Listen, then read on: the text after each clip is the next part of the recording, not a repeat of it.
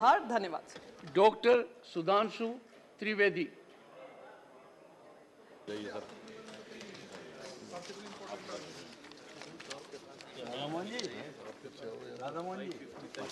माननीय सभापति महोदय, आज हम सब लोग इस संसद में इस देश के 75 वर्ष लोकतंत्र के होने पर चर्चा करने के लिए एकत्र हैं।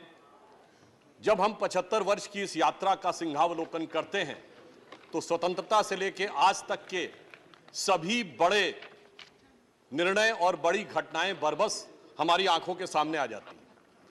यदि हम स्वतंत्रता से प्रारंभ करें तो मैं याद दिलाना चाहता हूं कि महर्षि अरविंद ने यह कहा था कि जो स्थान इस शरीर में आत्मा का है वो स्थान भारत का पूरे विश्व में है। अर्थात आज से 75 वर्ष पूर्व सिर्फ भारत स्वतंत्र नहीं हुआ था, पूरे विश्व की मानवता की सोई हुई आत्मा जीवंत हुई थी। और भारत की वह जीवंतता किस रूप में आती थी, यानी हम क्या थे? 2000 वर्ष से अधिक के आक्रमण, 800 वर्ष से अधिक की गुलामी, उसके बाद जब हमने स्वतंत्रता का सवेरा देखा तो हमें समझना चाहिए वो देश था कि श्री अरविंदो ने ऐसे ही नहीं कहा था।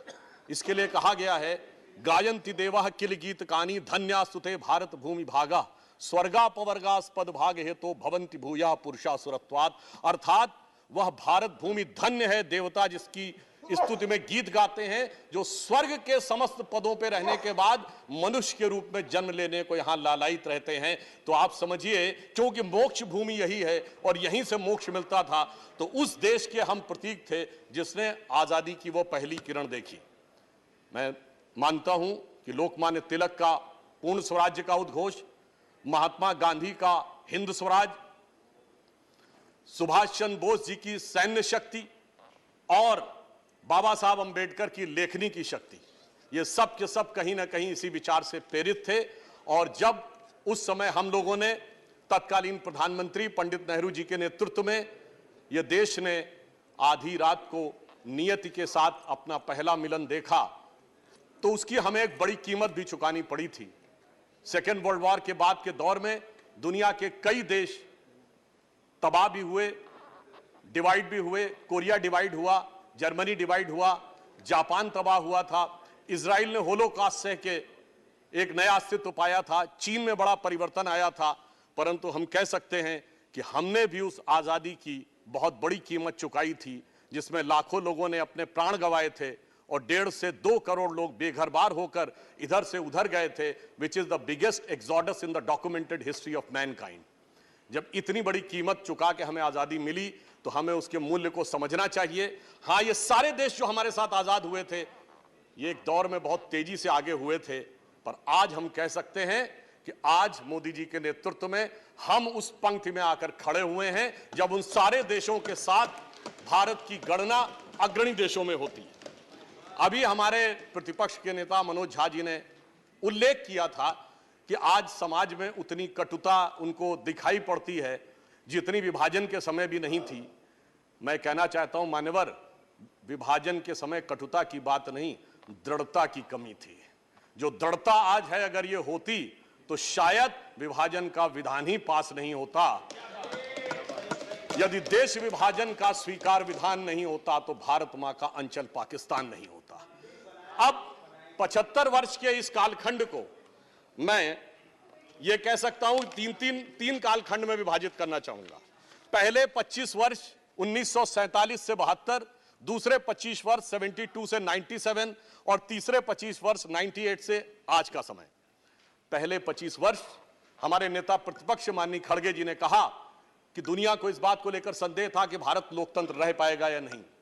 मैं उनकी बात का समर्थन करता हूं, क्योंकि उस समय लोकतंत्र को लेकर भारत की डेमोक्रेसी, यदि यह कहा जाए एम्ब्रॉयनिक स्टेज में थी, यानी गर्भावस्था में थी, तो अतिशयोक्ति नहीं होगी। यानी लोगों को यह शक था कि यह लोकतंत्र रहेगा, उठ पाएगा या नहीं। मगर जानते हैं किसको शक था? केवल उन्हीं को शक था जिन्हें भारत की परंपरा और भारत की व्यवस्था के बारे में नहीं था। उस गर्भावस्था के संस्कार इतने प्रबल थे हजारों वर्षों से कि मैं कोट करना चाहता हूं, बाबा साहब अंबेडकर ने 28 अक्टूबर 1951 को यह कहा कि डेमोक्रेसी आज भले ही हमारे लिए नई दिखाई पड़ती हो, परंतु हमारा इतना गहरा प्रभाव है कि उन्होंने कहा कि महापरिनिर्वाण सूक्त में लिखा है, जब भगवान बुद्ध का महापरिनिर्वाण हो रहा था तो उन्होंने कहा कि जहां पर समिति बैठी हुई थी, जहां उन्होंने कहा कि वह कार्रवाई पूरी करे और उसके उपरांत ही लोग यहां पर आए, अर्थात व्यवस्था के तहत बैठकर लोकतांत्रिक निर्णय किस प्रकार से होते थे, उन्होंने इस विषय को रेखांकित किया। और नेता सदन पीयूष गोयल जी ने जब इस बात का उल्लेख किया था कि वैदिक काल में भी सभा और समिति थी, चोल साम्राज्य में हमारे कई प्रतिपक्षी लोगों ने बोला गांवों में समितियों का चयन जैसे वोट के द्वारा होता था, भगवान बासवन्ना के अनुभव मंडपम जिसमें 12वीं शताब्दी में बैठकर निर्णय होता था, वैशाली का वह गणराज्य जिसे दुनिया का पहला गणराज्य कहा जाता है, इतनी बड़ी परंपरा थी। इसीलिए सिर्फ उनको संदेह था जो भारत को भारत की दृष्टि से नहीं समझ पा रहे थे। जो भारत की दृष्टि से समझ पा रहे थे उन्हें पूरा यह यकीन था, जो माननीय प्रधानमंत्री जी ने कहा कि India is the mother of democracy. मगर मैं आगे बढ़ना चाहता हूं, लोग ये मानते हैं कि डेमोक्रेसी की शुरुआत पॉलिटिकल डेमोक्रेसी सिर्फ हमारे यहां थी, ऐसा नहीं था। मैं उदाहरण देना चाहता हूं, दुनिया में जितनी भी सभ्यताएं और देश थी उनमें कहीं भी धार्मिक विषय पे, रिलीजियस विषय के ऊपर डेमोक्रेसी का कोई उल्लेख नहीं है, कोई डिस्कशन नहीं हो सकता।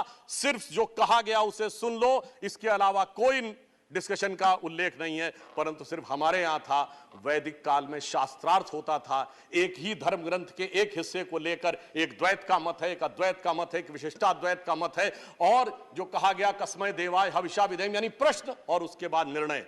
तो मैं कह सकता हूं India is the mother of political democracy, but also the foundation head of religious and spiritual democracy in the world, which is not found anywhere in the world.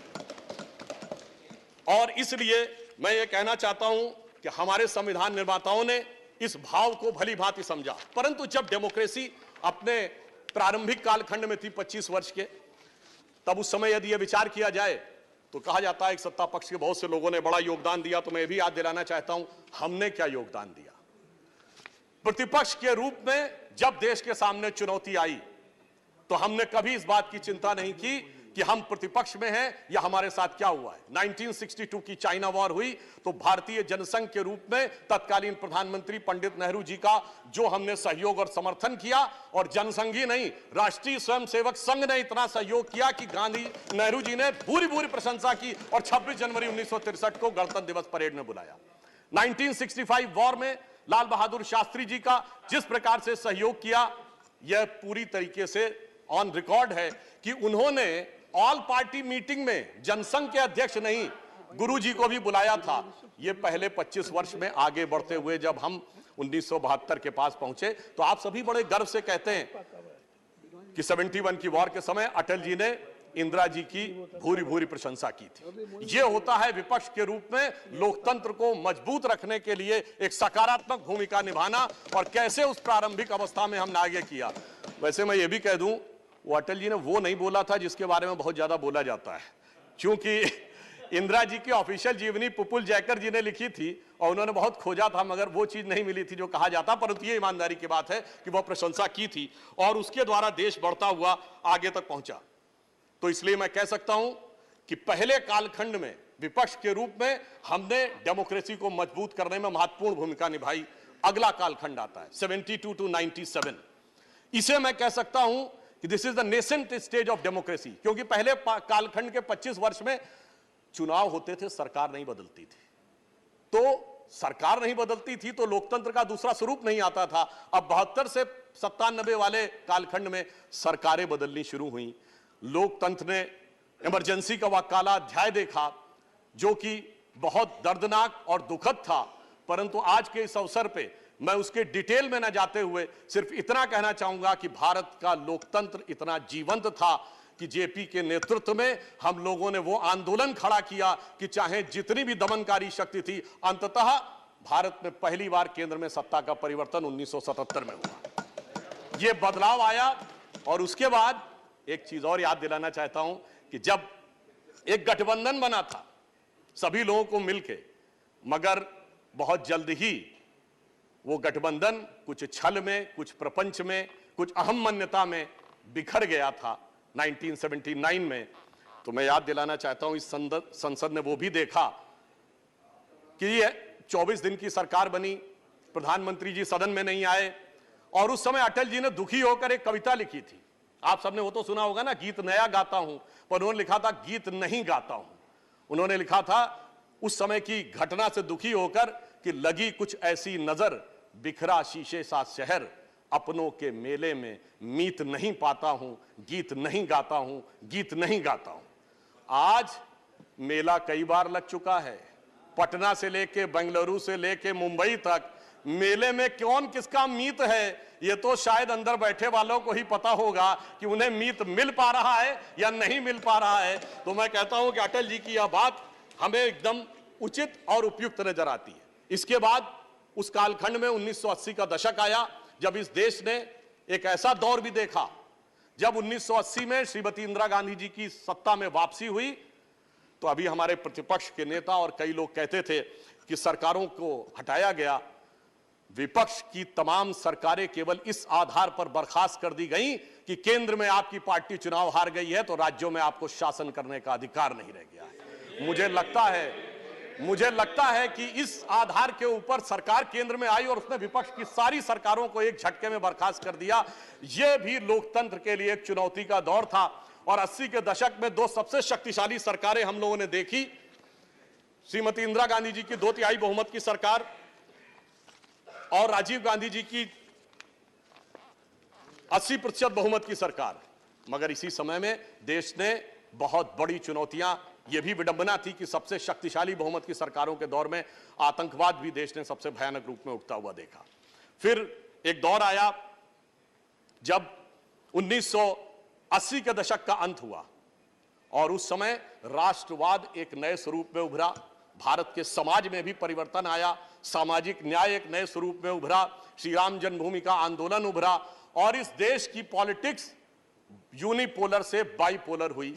जब 1991 में हम लोग मुख्य विपक्षी दल बने 120 सीटों के साथ, और उसी समय अर्थव्यवस्था का भी पुराना ढांचा टूटा। जो नेहरूवियन मॉडल था वो उस समय doctor Manmohan Singh finance minister थे और श्री पीवी नरसिम्हा राव जी प्रधानमंत्री थे, उन्होंने उसको समाप्त किया। और मुझे याद है, मैं तो बहुत बच्चा था उस समय, स्टूडेंट था, उस खुली अर्थव्यवस्था में भाषण देते हुए सदन में अटल जी ने बड़े चुटीले अंदाज में एक बात कही थी। उन्होंने कहा था कि अर्थव्यवस्था के दरवाजे खोल दिए गए हैं, कह दिया गया अब खुली अर्थव्यवस्था आ गई है। मगर उन्होंने कहा सभापति महोदय, जितने दरवाजे आगे के खोले गए उतने पीछे के दरवाजे भी खोल दिए गए। और फिर उन्होंने कहा कुछ तो ऐसे भी हैं जो पीछे के दरवाजे ही नहीं, रोशनदान से भी अंदर आने के लिए दरवाजे खोल दिए गए हैं। इस प्रकार से उन्होंने उस खुली अर्थव्यवस्था का समर्थन और उसकी विद्रूपता के ऊपर एक अटैक भी करने का कार्य किया। और फिर इस देश ने एक वो दौर भी देखा जब 13 दिन की सरकार बनी और उस 13 दिन की सरकार ने इस संसद के इतिहास में मील का पत्थर स्थापित कर दिया। जब संसद की सीधी कार्रवाई का प्रसारण हमने उस 13 दिन की सरकार में प्रारंभ किया तो लोकतंत्र में पारदर्शिता और संसदीय कार्य की पारदर्शिता में मील का पत्थर हमने 1996 में 13 दिन की सरकार में स्थापित किया। फिर 97 में, चूंकि अब हम उत्तरोत्तर शक्तिशाली होते जा रहे थे, तो सब मिलकर हमारे खिलाफ एकजुट थे और इस संसद में वो दृश्य भी देखा कि सामान्यतः सरकार में एक दल होता है और बाकी सब दल विपक्ष में होते हैं।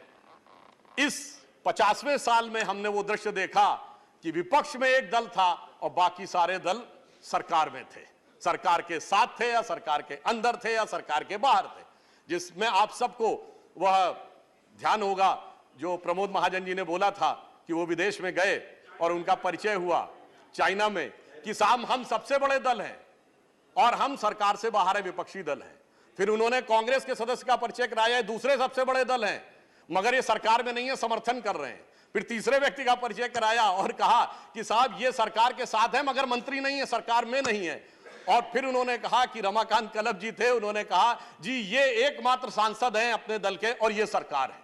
तो मेरे विचार से संसद का यह स्वरूप भी उस समय हमने देखा। वैसे इस अवसर के ऊपर मैं कोई चुभती बात नहीं करना चाहता, पर यह भी याद है कि 97 में गुजराल जी की सरकार किस मामले पे गई थी।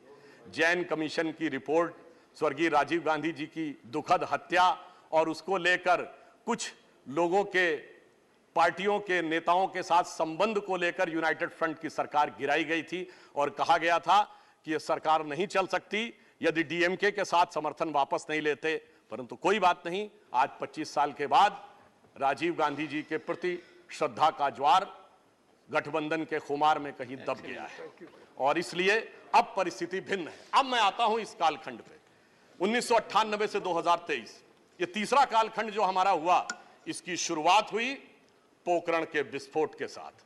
भारत की शक्ति का उदय हुआ और भारत में एक अंतर मैं और स्पष्ट कर दूं, 1974 में भी इंदिरा जी ने परमाणु विस्फोट किया था और 98 दोनों में फंडामेंटल डिफरेंस यह था कि 1974 में हमारे घोषणा करने से पहले सोवियत यूनियन और अमेरिका दोनों ने घोषित कर दिया था कि भारत ने टेस्ट किया है।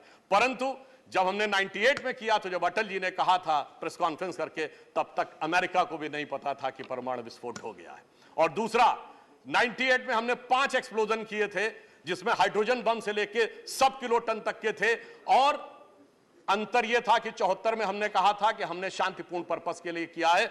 98 में हमने कहा now we are the nuclear state और हमने अपने को न्यूक्लियर स्टेट डिक्लेयर किया था। फिर इसी सदन में एक और भी चीज हुई जो सभापति महोदय, कभी कभी क्या होता है, टेक्निकलिटी और मॉरलिटी के बीच की धारा बहुत छोटी होती है। अप्रैल 1999 में एक वोट से सरकार गिरी और वो एक वोट किसका था?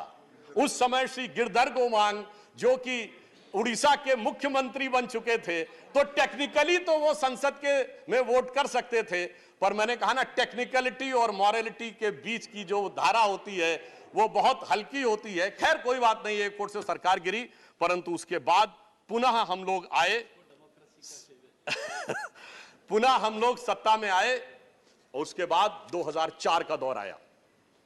2004 में हम 7 सीटों के अंतर से चूक गए, परंतु मैं यह भी कहना चाहूंगा उस दौर में भी डॉक्टर मनमोहन सिंह जब प्रधानमंत्री बने तो मैं एक बात कहना चाहूंगा, आज बहुत सारे विदेश के अखबारों संस्थानों को लोग कोट करते हैं, कई विदेशी अखबारों ने और कई अंतरराष्ट्रीय बुद्धिजीवियों ने, जिसमें भारत के भी थे, नोबेल पुरस्कार विजेता भी थे, उन्होंने 2004 में कहा था एक बात कि India is a marvel of democracy, क्योंकि उन्होंने कहा a leader of the ruling party who is a Christian lady is asking a Muslim president to appoint a Sikh as prime minister of the country when 80% are Hindus. That's why India is a marvel of democracy. और मैं कह सकता हूं यही crux of democracy है, ये मूल भाव है जिसकी वजह से यहां सबको समान रूप से रहने का मौका मिलता है और आगे चलने का मौका मिलता है। आगे के 10 वर्षों के ऊपर मैं इस समय में बहुत टिप्पणी नहीं करना चाहूंगा, क्योंकि मेरे विचार से इशारों को अगर समझो राज को राज रहने दो, वो सबको यह बात पता है कि उस कालखंड में क्या हुआ। अब मैं आता हूं 2014 पे। जब 2014 में 16 मई 2014 को श्री नरेंद्र मोदी जी के नेतृत्व में हमें स्पष्ट बहुमत मिला, तो उस समय परिस्थिति यह थी कि मैं याद दिलाना चाहता हूं 18 मई 2014 लंदन के संडे गार्डियन ने अपने आर्टिकल में लिखा, सिर्फ पहली लाइन बोलूंगा, आगे का नहीं बोलता हूं। उन्होंने कहा this is the India second tourist with destiny. यह नियति के साथ दूसरा मिलन था, क्योंकि पहली बार एक ऐसे दल को सत्ता मिली थी जिसका उत्पत्ति विचार स्वतंत्र भारत में हुआ और पहली बार किसी गैर कांग्रेसी दल को स्पष्ट बहुमत मिला। परंतु यह सरकार सिर्फ सरकार बदलने के लिए नहीं थी, यह विचार बदलने के लिए थी। और इसीलिए मोदी जी ने प्रधानमंत्री बनने के बाद वो कुछ ऐसे विषय उठाए जो कहा गया नॉन पॉलिटिकल है। जैसे उन्होंने कहा स्वच्छ भारत अभियान, बेटी बचाओ बेटी पढ़ाओ का विषय कहा, परंतु यह विचार बदलने के लिए था। आज आप देखिए, हमारे आप में से किसी के भी हाथ में कोई पैकेट और रैपर होता, जैसे पहले कोई आसानी से लोग फेंक दिया करते थे, अब ऐसा नहीं होता। और अगर उन्होंने बेटी बचाओ बेटी पढ़ाओ कहा तो नवजात शिशुओं के लिंग अनुपात में भारी परिवर्तन दर्ज किया गया है और इस साल पहली बार ऐसा हुआ है नवजात शिशुओं में लड़कियों की संख्या अधिक आई है। यानी यह इतना बड़ा परिवर्तन आया। और अभी उदारता की बात कर रहे थे हमारे खड़गे जी, तो मैं याद दिलाना चाहता हूं कि इसी दरमियान स्टैंडिंग कमेटीज की जब बात होती है तो जो बिल आए हैं 2014 के बाद सरकार की तरफ से, तो उसमें 46 बिल्स आए हैं, जिसमें 14 स्टैंडिंग कमेटी को और 23 सेलेक्ट कमेटीज को गए हैं। यानी 46 में 37, 80% बिल पार्लियामेंट्री कमेटीज को गए हैं। यह फैक्ट भी हमें ध्यान रखने की आवश्यकता है। और इसी के साथ मैं एक और बात भी कहना चाहता हूं। उन्होंने कहा था थोड़ा बड़ा हृदय होना चाहिए, तो याद करिए मोदी जी का पहला भाषण 2014 में, जब उन्होंने क्या कहा कि हम तो समाज के सबसे गरीब व्यक्ति की तरफ नजर रखते हैं, क्योंकि हम दीनदयाल जी के अंत्योदय से प्रेरित हैं। और आगे उन्होंने कहा महात्मा गांधी हो, लोहिया जी हो या दीनदयाल जी हो, सभी का विचार इसी भाव से प्रेरित था। हमने इसकी कोई चिंता नहीं की कि कौन हमारी पार्टी का है, कौन हमारी पार्टी का नहीं। और विशाल हृदय तो इतना दिखाया कि सरदार पटेल की दुनिया की सबसे विशाल मूर्ति बनाकर दिखाई। हमें इस बात से कोई प्रभाव नहीं पड़ता कि उनके कालखंड में भले ही आरएसएस पे बैन लगा हो, परंतु जिसने देश के लिए इतना ऊंचा काम किया उसका मुकाम भी उतना ऊंचा होना चाहिए। फिर मैं ये भी याद दिलाना चाहता हूं, मोदी जी के ही कालखंड में सिर्फ इतना ही नहीं हुआ, हमने श्री अटल बिहारी वाजपेयी जी को भी भारत रत्न नहीं दिया, प्रणब मुखर्जी जी को भी भारत रत्न दिया, हमने तरुण गोगोई जी को भी पद्म भूषण दिया, एससी जमीर जी को भी पद्म भूषण दिया। मुझे लगता है शायद इससे ज्यादा उदारता, बगैर इस बात की चिंता किए हुए कि कौन हमारी पार्टी का है, कौन हमारी पार्टी का नहीं है, भारत के इतिहास में यह देखने को नहीं मिलता है जो उदाहरण उन्होंने दिया। हां, यह जरूर कह सकते हैं कि बहुत से ऐसे लोग, उनको इसमें भी उदारता न नजर आई हो, जो बाबा साहब का बहुत उल्लेख करते हैं, और बाबा साहब को भारत रत्न देने में इतना लंबा समय लग गया था, उनके कालखंड में नहीं मिला था। हमारी जब सरकार आई तो अटल जी की सरकार के समय में, जहां उन्होंने अंतिम सांस ली थी, उस अलीपुर रोड बंगले को सरकार ने लेकर उसको स्मारक बनाया। मोदी जी ने मुंबई में और लंदन तक जाके जिस मकान में डॉक्टर बाबा साहब अंबेडकर रहे थे, भारत सरकार ने उसको लेकर उसे स्मारक बनाने का काम किया और 26 नवंबर को संविधान दिवस के रूप में उसको स्थापित किया। तो यह दर्शाता है कि हमने सभी के प्रति, जिसने इस देश के लिए जो योगदान दिया, उन सब के प्रति हमने ईमानदारी से और पूरी दृढ़ता के साथ इन 75 वर्षों में यह करने का प्रयास किया है। और एक और बड़ा परिवर्तन आया। देखिए, जब इस देश के प्रथम प्रधानमंत्री पंडित जवाहरलाल नेहरू जी बने, परंतु वो ईश्वर की कृपा से एक समृद्ध परिवार से आते थे। उनके बचपन से उनके मुंह में सोने का चम्मच था, और आज 75 वर्ष के बाद एक ऐसा प्रधानमंत्री है जिसने बचपन प्लेटफॉर्म पे दौड़ते हुए चम्मच और चाय के गिलास को लेकर दौड़ते हुए गुजारा है। तो मैं ये कह सकता हूं कि अंतर ये आया है कि ये लोकतंत्र की परिपक्वता है। इसका हमें इसको सेलिब्रेट करना चाहिए कि अब लोकतंत्र लक्ष्मी नारायण की कृपा से लेके दरिद्र नारायण के सम्मान तक आके खड़ा हो गया है। यह परिवर्तन इस 75 वर्ष में लोकतंत्र में आया है। और इस संसद में भी जो 4 सर्वोच्च पद माने जाते हैं, राष्ट्रपति, उपराष्ट्रपति, प्रधानमंत्री और लोकसभा अध्यक्ष, आज राष्ट्रपति पद पर द्रौपदी मुर्मू जी हैं।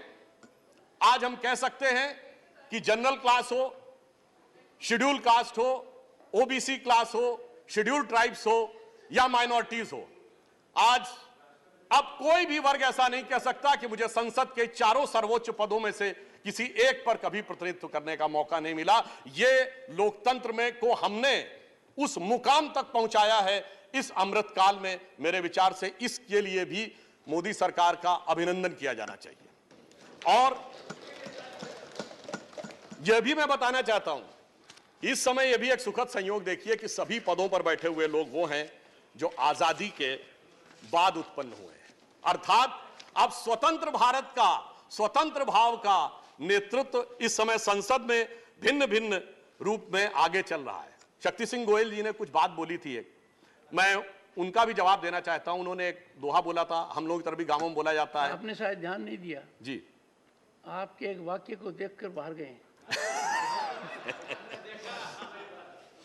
नहीं मान्यवर, उन्होंने एक सेंटेंस बोला था, हम लोग की तरफ भी गांवों में कहा जाता है, कहे घाघ सुन भट्टरी यही गांव में रहना है, और ऊंट बिलारी ले गई हाजी हाजी कहना है। वो कह रहे थे कि हाजी हाजी कहना पड़ता है, ये तो उनके मन की कल्पना थी। मैं सिर्फ 3 चीजें कोट करता हूं किसी के प्रति कुछ नहीं। मौलाना आजाद की किताब इंडिया विंस फ्रीडम, उसके आखिरी वो 30 पन्ने जो उन्होंने कहा था मेरी मृत्यु के 30 वर्ष के बाद पब्लिश हो, उसको पढ़ लीजिए। श्री पीवी नरसिम्हा राव की किताब द इनसाइडर, जिसका हिंदी अनुवाद अंतर्गाथा के रूप में भी विद्यमान है, वो भी पढ़ लीजिए। और श्री नटवर सिंह जी की किताब one life is not enough पढ़ लीजिए। तो फिर मेरे विचार से शक्ति सिंह गोयल जी को वह शक्ति मिलेगी कि हाँ जी कैसे कहना है। और मैं एक बात और कहना चाहूंगा, खड़गे जी ने G20 पे कहा कि कमल का फूल दिख रहा था। मान्यवर, G20 में जो कमल का फूल था वो 5 पंखुड़ियों वाला फूल है, जो भारत का राष्ट्रीय पुष्प है। हमारा कमल का फूल 8 पंखुड़ियों वाला है। मगर मैं ये भी कहना चाहता हूं कि उनको ध्यान रखना चाहिए कि आज अगर भारत को सुपर पावर बनना है तो हमें इंटेलेक्चुअली भी आगे बढ़ना है, फाइनेंशियली भी। हमें लक्ष्मी जी की भी कृपा चाहिए। सर 1 मिनट और, हम कंक्लूड कर रहे हैं सर। हमें लक्ष्मी जी की भी कृपा चाहिए और सरस्वती जी की भी कृपा चाहिए, और दोनों ही कमल पे विराजती हैं। तो जितना कमल खिला रहेगा हमारा प्रगति का मार्ग उतना ही प्रशस्त रहेगा। और मैं ये कहना चाहता हूं कि हमारे प्रधानमंत्री जी के ऊपर, बस समराइज कर रहा हूं सर 1 मिनट में, हमारे प्रधानमंत्री जी के ऊपर G20 में हमने वो विकास दिखाया कि आज 7.8% के साथ हम दुनिया की सबसे बड़ी अर्थव्यवस्थाओं में सबसे तेजी से बढ़ती व्यवस्थाएं। आज दुनिया में क्या स्थिति है, चाइना की, अमेरिका की, यूरोप की, पाकिस्तान और श्रीलंका छोड़ दीजिए। तो मैं सिर्फ एक लाइन कहना चाहूंगा मोदी जी के लिए, और सर एक लाइन उसके बाद और आपसे मैं मोदी जी के लिए जो आप लोगों के मन में भाव आता है, तो मैं कहना चाहता हूं कि इस विपरीत परिस्थिति में जैसे देश को चलाया है, हमें इल्जाम मत दीजिए, बहुत अफसोस होता है। हमें इल्जाम मत दीजिए, बहुत अफसोस होता है। बड़ी तरकीब से कश्ती यहां तक लेके आए हैं, बदल देते हैं हम दरिया की लहरें अपनी हिम्मत से, आंधियों में भी चिराग अक्सर हमने जलाए। और अंत में सर 1 मिनट, अंत में मैं अटल जी की उस पंक्ति से समाप्त करता हूं। आप सबसे आह्वान करता हूं, नई संसद में जा रहे हैं तो वो जो उनकी पंक्ति थी कि आओ मिलकर दिया जलाएं, तो मैं ये कहना चाहता हूं, आहुति बाकी यज्ञ अधूरा, अपनों के विघ्नों ने घेरा। अपने लोग ही कुछ विघ्न उत्पन्न कर रहे हैं, कोई बात नहीं। आहुति बाकी यज्ञ अधूरा, अपनों के विघ्नों ने घेरा, अंतिम जय का वज्र बनाने नव दधीच हड्डियां गलाएं, आओ मिलकर दिया जलाएं। और यज्ञ का धुआं उन सारे वायरस को नष्ट करे जिसमें डेंगू भी है, मलेरिया भी है, कोरोना भी है, HIV भी है, जो मन में बैठा उस वायरस को नष्ट करे और एक भारत श्रेष्ठ भारत का मार्ग प्रशस्त करे।